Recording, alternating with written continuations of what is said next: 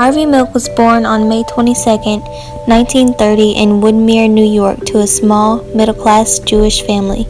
He played football, basketball, and sang in the opera at his high school. After graduating college in 1951, Milk joined the U.S. Navy and served as a diving instructor in California. After getting discharged due to questioning of his sexual orientation, he moved to New York, where he worked a variety of jobs, like a public school teacher, stock analyst, and production assistant for high-profile Broadway musicals.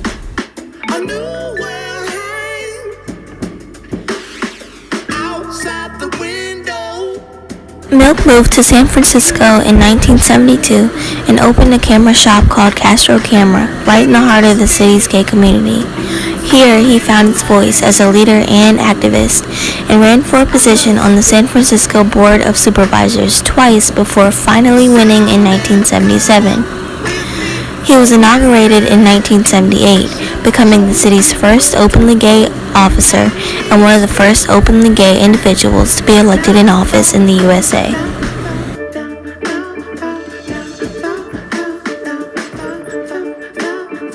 As a supervisor, Harvey Milk had the responsibility and privilege to pass a number of gay rights-related ordinances.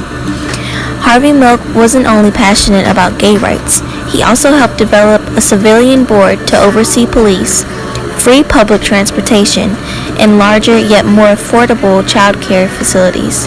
He even developed the Pooper Scooper Law, which requires owners to pick up after their dogs.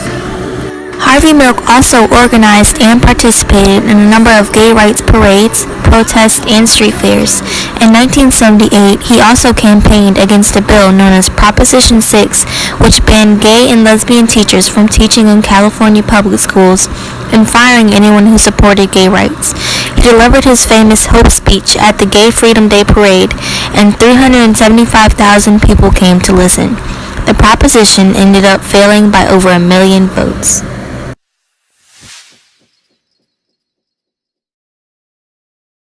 Somewhere in Des Moines or San Antonio, there's a young gay person who all of a sudden realizes that she or he is gay, knows that if the parents find out, they'll be tossed out of the house. The classmates will taunt the child, and the Anita Bryants and John Briggs are doing their bit on TV, and that child has several options. Staying in a closet, suicide, and then one day that child might open a paper and it says homosexual elected to San Francisco, and there are two new options. The option is to go to California,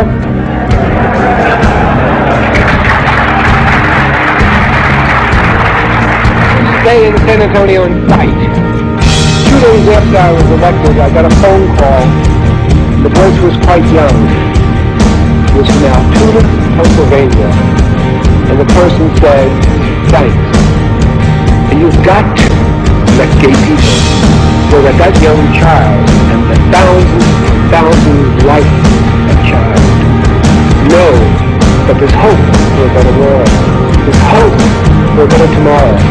Without hope, not only gays, but those blacks, the Asians, the disabled, the seniors, the S's. Without hope, the S's give up.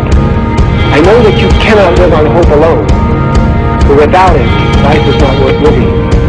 And you got to give them hope.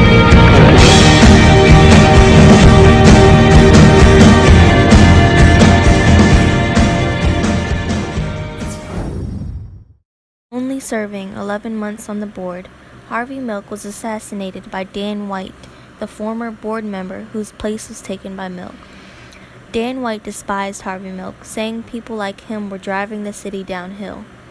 On November 27, 1978, Dan White entered City Hall through a basement window with a .38 revolver and shot and killed Harvey Milk, as well as the liberal mayor of the city, George Moscone. Dan White later committed suicide.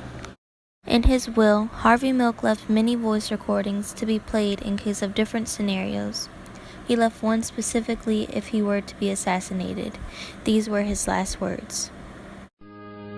This is to be played only in the event of my death by assassination. I fully realize that a person who stands for what I stand for, an activist, gay activist, becomes the target or the potential target for somebody who is insecure, terrified, afraid, or very disturbed themselves. And knowing that I could be assassinated at any moment or any time, I feel it's important that some people know my thoughts. I stood for more than just a candidate. I have never considered myself a candidate. I have always considered myself part of a movement, part of a candidacy. I wish I had time to explain everything I did. Almost everything was done in the eyes of the gay movement. Harvey Milk's death devastated but also inspired millions. His legacy will forever be a fundamental piece in history.